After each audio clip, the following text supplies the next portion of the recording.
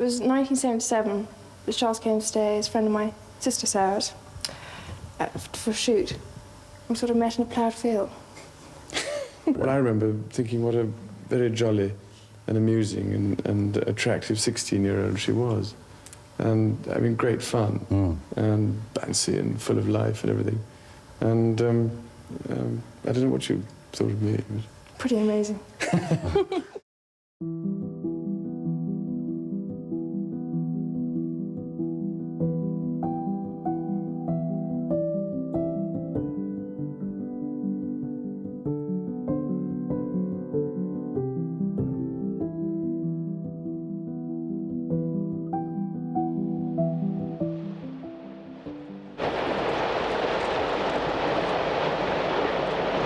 I think if Princess Diana and Prince Charles had been ordinary people, they'd have probably got divorced a lot sooner than they eventually did. Are you planning, you must be planning for the future, where you're going to live and this sort of thing? Oh, yes, yes. I mean, I've got this house in Gloucestershire, which I acquired last year. With marriage in mind? No, not really. I mean, I did want somewhere very much as a base, and I wanted somewhere which was nearer to the Duchy of Cornwall areas that I could reach then and visit people and look at the farms and things. And so that was very convenient. But obviously, it's been a great help. Madam, how are you enjoying married life? Highly recommend. How do you like Balmoral as a place? Lovely. You had this period of several years where they were sleeping in separate bedrooms. Apparently, post-1986, they were leading rather separate lives, not just staying in different rooms, but on different floors of the palace. But even still, the princess tried to make her marriage work, and she never actually wanted a divorce. What were the expectations that you had for married life? I think like any marriage, especially when you've had divorced parents like myself, you'd want to try even harder to make it work, and you don't want to fall back into a pattern that you've seen happen in your own family. I desperately wanted to work. I desperately loved my husband, and I wanted to share everything together. And I thought that we were a very good team.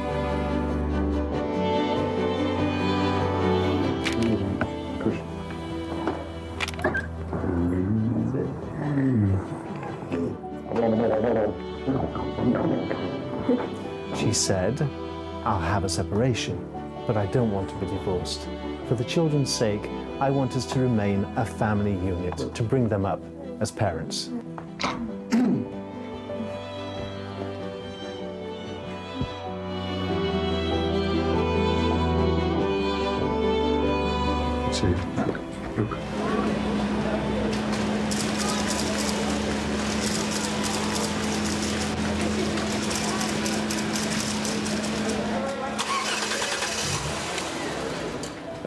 There's a lot to be done. It's going to be marvellous to have somebody to help sort it out. Lady Diana's father described her this morning as, he said he thought she'd make a very good housewife. I was not sure you said that. We've yet to see.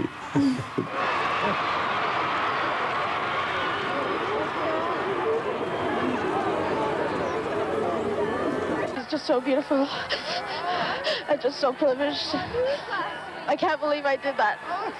Was she as pretty as you expected her to be? Oh, prettier than ever. More prettier than ever. Diana didn't have the happiest of childhoods. Her parents separated when she was younger, so she came from a broken home, and I think perhaps there was an insecurity that a seed was sown from a young age, and that insecurity was something that flourished actually within her as she got older.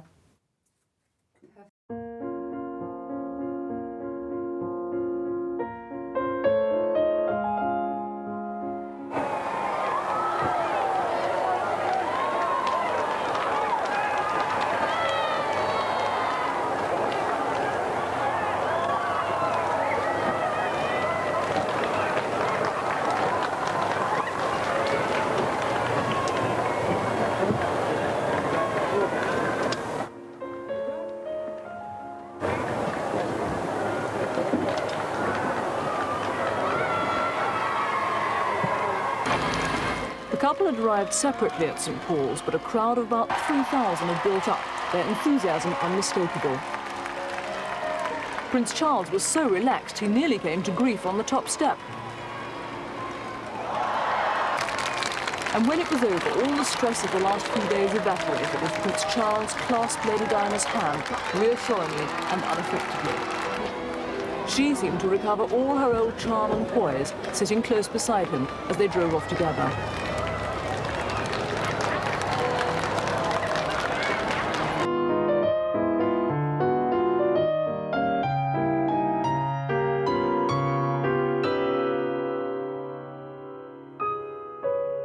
Just as Charles fell immediately in love with Princess Diana, or Lady Diana Spencer as she was at the time, so too did Britain. We hadn't seen the likes of a future princess like this for many, many years, and Diana was just a stunner. I mean, that picture that Arthur Edwards took of her coming out of her nursery in that see-through dress, that set of pins that she sported, the innocence about her, you just thought, wow, this girl is knockout.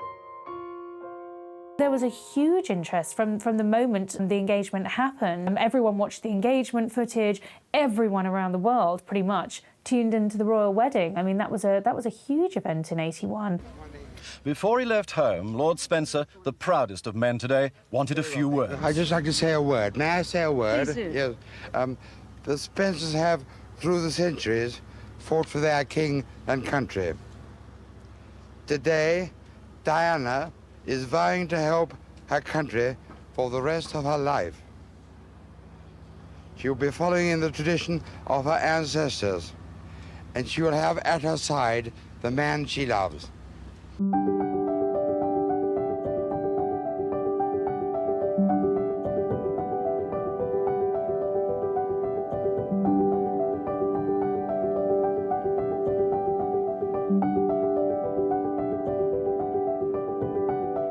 And then, just after 10:30, from Clarence House came the glass coach, and our first chance to see Lady Diana, dress half-glimpsed, veil tantalizingly lowered.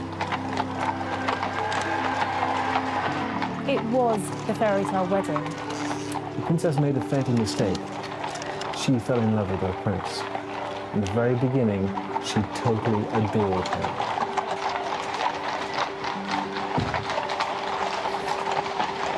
And so Lady Diana, in that truly stunning dress, is well and truly launched on her way to the cathedral. Because this is the moment where she could exercise that traditional bride's prerogative of being late, but somehow I don't think she will. I saw correspondence between them.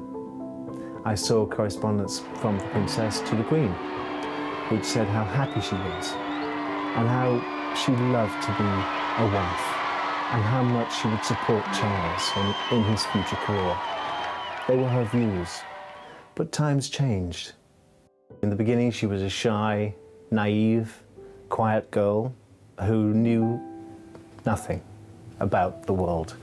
She was thrown in at the deep end and told to swim.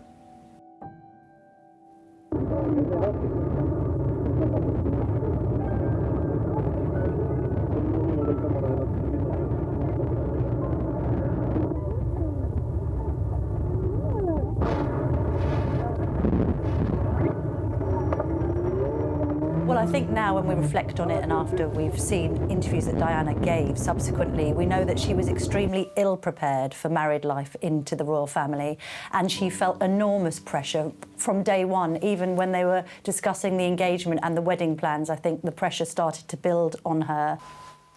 Lady Diana was back at the Pimlico kindergarten where she teaches this morning, but polite as ever, she was saying nothing about her weekend with Prince Charles at Sandringham to the assembled press corps. The media scrutiny of Lady Di, as she was then, I think, played foremost on her mind. She didn't know how she needed to behave.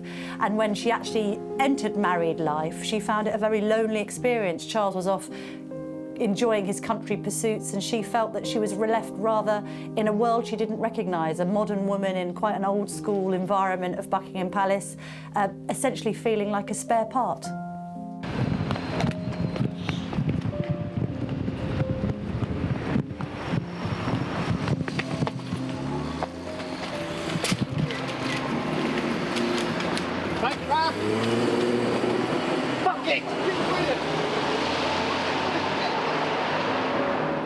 Well, Diana made it very clear that she felt like a fish out of water. Even before her actual wedding, she said she spent those nights before her wedding at Clarence House, which was then the Queen Mother's residence. And the night before her wedding was one of the most miserable of her life.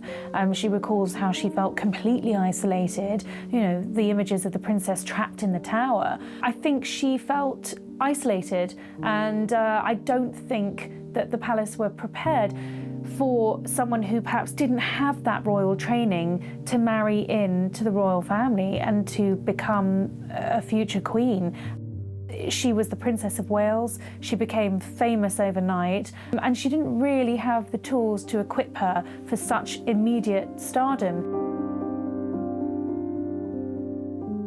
I think there was an acceptance from Diana that she was going to be one of the world's most photographed women, and she actually grew in that role and became more confident with the press. I think she found her role as the world's most photographed woman both suppressing but kind of a revelation to her, in that she had this ability to perhaps manipulate the media, have a bit of a laugh and joke with photographers and reporters alike, and equally use this global presence for good, and that's how she got into her charitable work.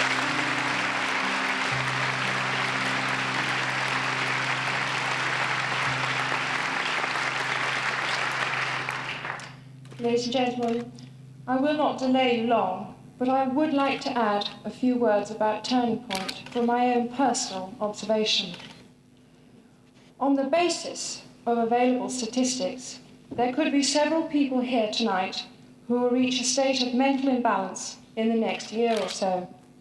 Those who feel most immune may be the least secure, especially in this chameleon world. A crisis might be triggered up by the breakup of a marriage, the loss or change of a job, or the trial of an accident or bereavement. Eating disorders, whether it be anorexia or bulimia, show how an individual can turn the nourishment of the body into a painful attack on themselves. Do you know, I think the princess's problems stem from childhood. I think because she was abandoned as a child, because her mother ran away to Australia when Diana was young, I think the princess felt as if she wasn't good enough. James Hewitt came along at a time when the princess was first looking for someone to love. I have no comment. No comment, I'm afraid. Will you be prepared to make a comment to us later on in the day? No, I have no comment. He just happened to be there. He just happened to be a dashing cavalry officer. He just happened to push all the right buttons. I have to tell you, he was there after Prince Harry was born, not before Prince Harry was born, because there's a great myth in the world that people think that Harry is James Hewitt's son. That's impossible. She didn't know James Hewitt at that time. You have to look at the chronological order of the way things happened. Good. I'm going off here. That's enough. Thanks. Okay. So Harry was born. Prince Charles had told her, "I don't love you. I only married you to have children." She then begins to look for someone to love. And James Hewitt was there. I was the one she trusted. No one else knew of this relationship. And I would ferry him to and from Highgrove, from Kemble railway station, in the back of my car, and take him back to the train station when they'd had tea or he'd spent the night. But this was a real big secret. The other big secret I was keeping was, of course, Prince Charles was seeing Camilla Parker Bowles. No one knew. The world didn't know at that stage. For the first few years, it seemed this royal honeymoon would never end. But behind the scenes, it was all very different.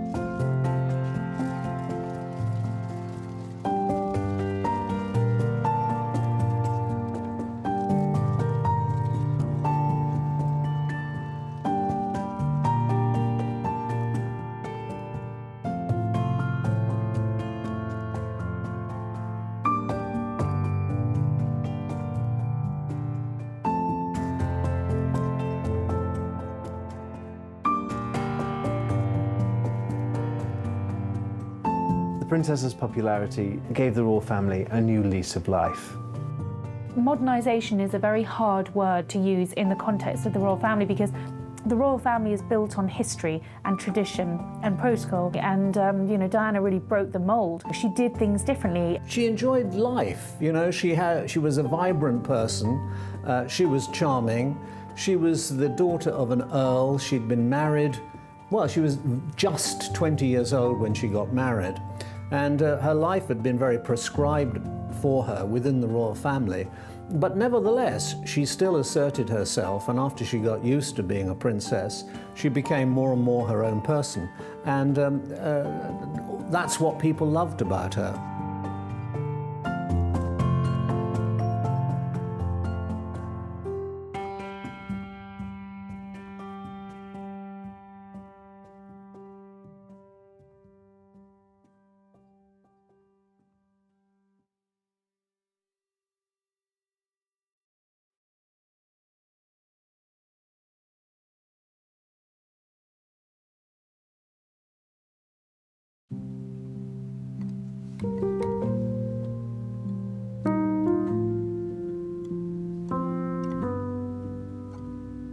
In the early days, Diana's light was small, but he began to shine brighter and brighter and brighter. And it was a sort of a Star is Born situation. Prince Charles would say to her, "While I married you, I made you a princess. You weren't born royal." This is a man who's been born to be king. This is a man who has been treated from the very beginning as a god, suddenly being eclipsed by this woman. He wasn't very happy.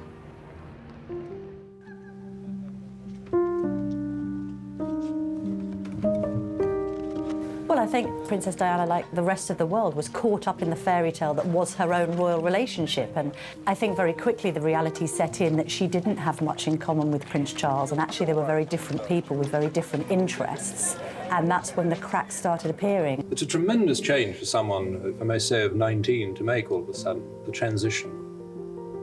It is, but I've had a small run up to it all in the last 6 months. And next to Prince Charles, I know I can't go wrong. He's there with me.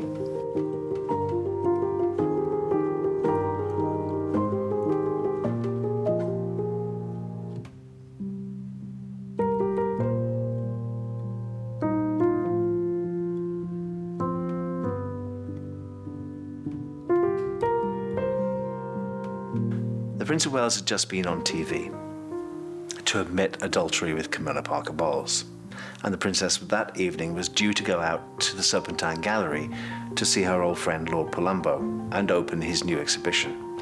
"I can't go. I'm not going. I'm not going. It'll be too humiliating. The whole world now knows that Charles has been having an affair. He's admitted it." "You are going," I said. "I've got nothing to wear." "Yes, you have got something to wear." I went up to her wardrobe room and picked out a Christina Strombolian dress with a fishtail. "This is what you're going to wear," I said. "High heels and those jewels.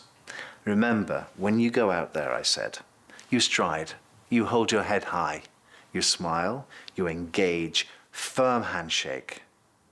Say to yourself, I am Diana, Princess of Wales, and I am here to stay. I am the mother of the future King of England." Say it to yourself. Say it. The announcement that Camilla Parker Bowles and her husband are to divorce has reignited speculation over the marriage of the Prince and Princess of Wales. According to the Prince's authorised biography, he and Mrs. Parker Bowles have had 3 affairs over a period of more than 20 years. Today's announcement led one noted royal watcher to speculate that any move now by Prince Charles to divorce and marry Mrs. Parker Bowles could imperil the monarchy. The admission made the front pages and prompted this question.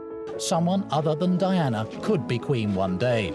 The Prince of Wales has made it clear that he has no intention of remarrying once his divorce comes through. In a statement, he was attempting to quash speculation that he might marry Camilla Parker Bowles, the woman he's admitted having an affair with. This followed last night's disclosure that the Queen had written to the Prince and Princess of Wales suggesting an early divorce.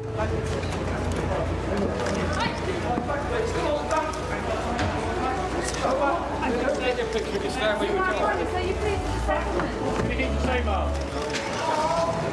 Very much. Thank you very much.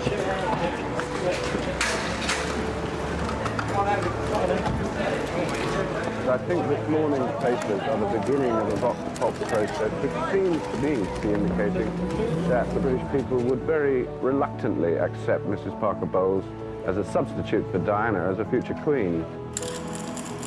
Today, Prince Charles was keeping a long distance from the cameras as he left Scotland after a weekend at Balmoral, together with his 2 sons. In the latest extract from Jonathan Dimbleby's biography in today's Sunday Times, it's claimed that he's had 3 separate affairs with Camilla Parker Bowles. She was today also keeping a low profile, spending the weekend with her husband at their home in Wiltshire. 3 calls within 3 weeks could all be captured on tape by radio hands. Camilla Parker Bowles, whose relationship with the Prince of Wales was confirmed last year, is to divorce. Mrs. Parker Bowles and her husband issued a statement this morning saying they'd grown apart in recent years and had little of common interest left in their lives. You see, Camilla Parker Bowles has been that ghost, always there throughout the princess's life. So, Princess Diana didn't stand a chance, really. She tried, but then she failed. And after Harry was born, Prince Charles told her, "I never really loved you, and now I'm going back to Camilla."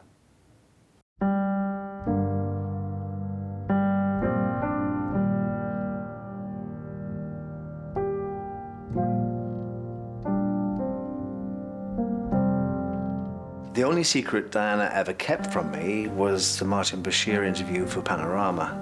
Now, I'd known Martin Bashir for a long time, and he was one of the men that I used to bring into the palace under a blanket because he didn't want to be seen by anyone. He was never a lover of the princesses. He was just a work associate. He persuaded the princess that she had to have a voice. She needed to tell her story, and what better a vehicle than Panorama? I was sent home on a Sunday afternoon. Strange, I thought. Why would she be sending me home? Go and spend some time with your family. I'm doing nothing this afternoon. Don't worry about me. The minute I'd left the palace, in through the back door comes Martin Bashir and his camera crew. And they set up the Prince of Wales sitting room, which she used for that interview. At the age of 19, you always think you're prepared for everything, and you think you have the knowledge of what's coming ahead. But although I was daunted at the prospect at the time, I felt I had the support of my husband-to-be. I had no idea that was being done. The next morning I came to work, I noticed all the furniture had been moved. Why have you moved the furniture? It's not in the same place. I had a dance class. I had to move the furniture out of the way just so that we could exercise. Strange. Very strange. She avoided me for the next 2 days, never spoke to me. How strange, I thought. She's hiding something. And then she told me that she'd made a recording with Martin Bashir for Panorama. What have you said? Well, I just put the record straight, she said. We didn't know what she'd said until we saw it. Well, there were 3 of us in this marriage, so it was a bit crowded. 31 million people stopped in their tracks on that Monday night and couldn't believe what they were seeing. The Princess of Wales bearing her heart on national television. We couldn't take our eyes away from it. We couldn't believe what we were hearing. There are 3 people in my marriage. My husband isn't fit for the top job. I think it would bring him limitations. She was honest, open, and frank. Did you love James Hewitt? Yes, it did. Yes. Were you unfaithful? Yes, I adored him. Yes, I was in love with him. But I was very let down. It was all there. I couldn't believe it. It was too raw for most people and an embarrassment for the royal family. That was the final straw. That was the straw that broke the back of the House of Windsor. From that moment on, Diana was outcast. Her titles were stripped. She was no longer prayed for in church. She was on her own. Life with Diana was 24/7. My wife said, there are 3 people in my marriage too, because Diana is always there. She used to say, she's your baby. I said, yes, she's my baby. She needs me. She needs me to be there. My wife had 2 children. The princess had no one. Her children were away at boarding school. She had no husband. Occasionally, she had a male companion, but they came and they went. I was responsible for that too. I was a go-between. I was the one that went out with my car, brought people back to Kensington Palace in the back seat of my car underneath a blanket, just to give the princess some love. All she was ever looking for was to be loved. She used to say to me, all I ever want, Paul, is a man to put their arms around me and say, I love you. That's not too much to ask, is it? And that's what she was searching for. Her soulmate was Hasnat Khan, the heart surgeon.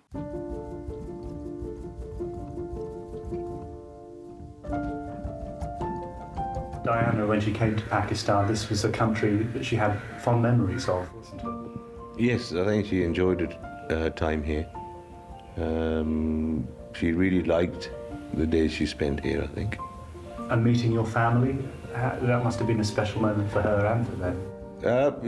I think it definitely was for my family, and I think she enjoyed the afternoon tea with them. I think that's a long time ago now. 1996, I think. I remember the day the princess met Hasnat Khan. She came back from the hospital, having visited children on the ward, and she said the most astonishing things happened to me today. As we sat down, she told me about this meeting. She said I was going up in the elevator and somebody put their foot into the elevator door as it was closing, and it opened again. And there he was. This gorgeous man was staring at me. Well, who wouldn't stare at Princess Diana? Surrounded by a gaggle of students, Hasnat was on his rounds around the hospital. And there he was, face to face with the princess for the first time. And she said, I knew then, I knew I would have a relationship. Our chemistry was so strong that I knew. Of course, their relationship was nearly 2 years in the making. 2 years, no one knew about him. Again, I was the go-between. I would bring him into the palace. I'd ask chef to cook dinner for 2. I'd wait dinner for 2. I'd make sure they were comfortable before I went home. And in the morning, I'd take him back in the boot of my car to the hospital. So the police never saw him. The chefs never saw him. The maids never saw him. No one saw him, just me.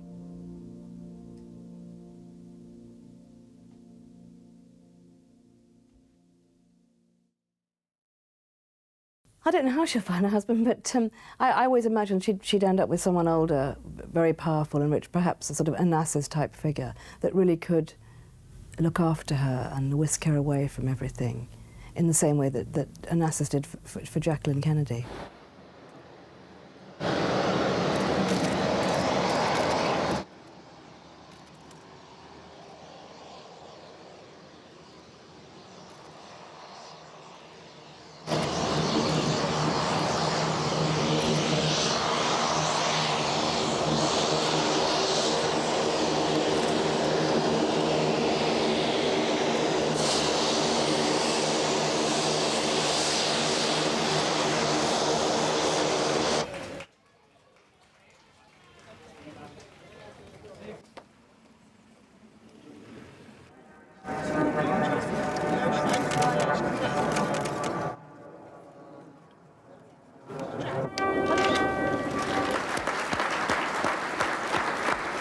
I hope you can find it in your hearts to understand and to give me the time and space that has been lacking in recent years.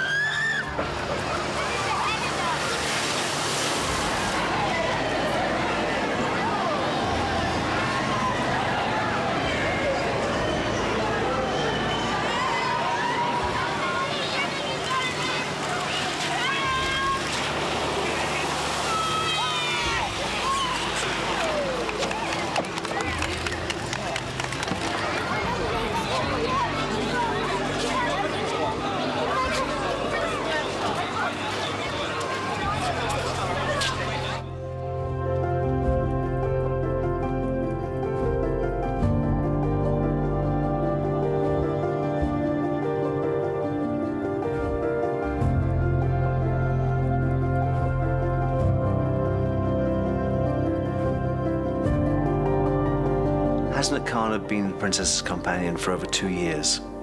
Nobody knew about Hasnat Khan. That was not played out on the world stage. Whereas, after they'd broken up, the princess was invited to the south of France by the Mohammed Al Fayeds.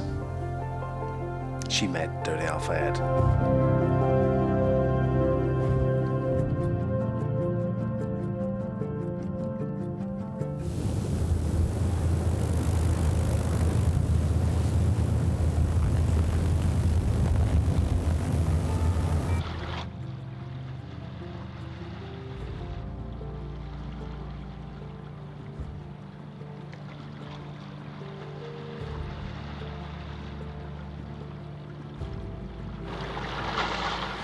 Did you know that the romance of the princess and Dodi Al Fayed was 30 days from beginning to end? It only lasted 30 days. I spoke to her regularly when she was away. Have you seen Hasnat? I said, yes, I went for a drink with him last night. What does he think of me being here in the south of France with Dodi Al Fayed? Well, he's not too pleased. Has he seen the pictures in the papers? Yes, he has, because you know his routine. You know every morning he goes to the corner shop and sees the press. You know that. And I know that's what you're doing. You're manipulating the world's media by having these pictures taken to show Hasnat who you're with. It's a sort of a... Are you jealous? Do you mind? Do you care? Are you bothered? That's what Diana was saying to Hasnat Khan through those pictures in the world's media. And of course, Hasnat was bothered. The marriage problems of Charles and Diana have cast a shadow over the royal family. Now the Queen has decided to bring the whole issue to a head by advising them to divorce. Part of the Queen's concern is the continuing effect on Prince Harry and Prince William of their parents' marital troubles, which were brought out so starkly and so publicly in the Princess's Panorama TV interview. It's understood Prince Charles, seen here recently with his sons at Eton, shares his mother's view that a divorce is now desirable. There was a change of the rules which govern how divorces were conducted last autumn. And that change provided that you no longer needed to name the person with whom the other spouse had committed adultery. This morning, Princess Diana was at her gym again. The photographers weren't happy. Very funny, Mom! Woo-hoo! The legal discussions are not likely to be straightforward. There do not appear to be any arguments over the custody of Prince William and Prince Harry, but Princess Diana does seem determined to secure a good financial settlement. The Queen, here attending today's Gulf War Memorial Service at St Paul's Cathedral in London, had been awaiting Diana's decision since last December. Then she wrote to both Prince Charles and Diana, advising them that it was in their best interest to seek an early divorce. The Queen took the unusual step of intervening in what became a public manner. The entrance to the Princess's London home tonight. She's said to be inside Kensington Palace, very sad and very pensive, according to friends. The press pack is gathering at the gates of Kensington Palace this evening, but the Princess of Wales has turned camera shy ahead of tomorrow's Panorama screening. The Prince now faces some difficult choices. Should he seek a divorce? Should he marry Mrs. Parker Bowles?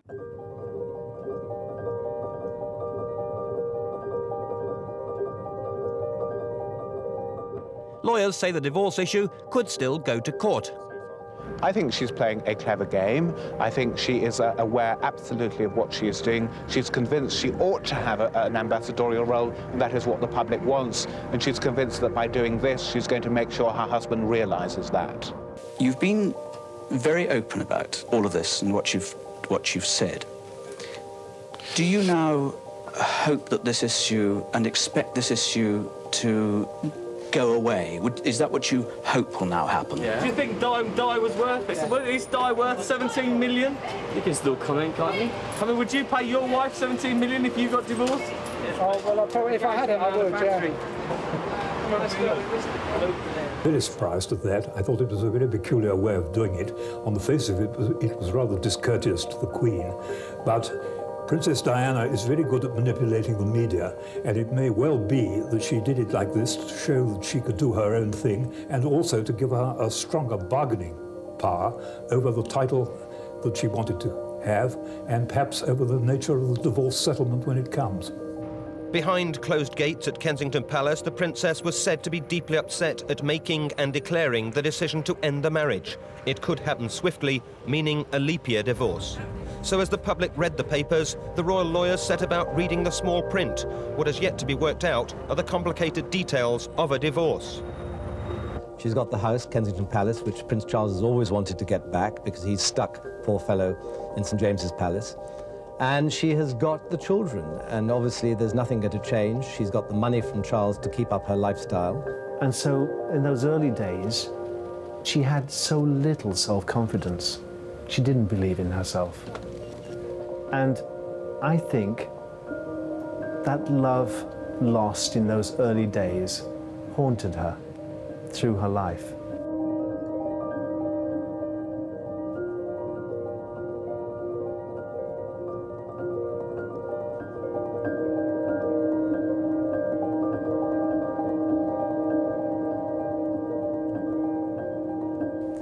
She was always searching to be loved. She was always wanting to embrace people. And I remember when I got married, she came and sat in my kitchen, hitched herself up onto the draining board on the sink with her legs dangling, looked at me and said, "Do you know, this is all I've ever wanted, a happy family life." And that's the one thing that she could never have. So that love with Prince Charles that she gave everything for disappeared. And she turned around and there was no one there. The most beautiful woman in the world had no one to hold her. She had no one to kiss her goodnight. She had no one to say, "How beautiful you look."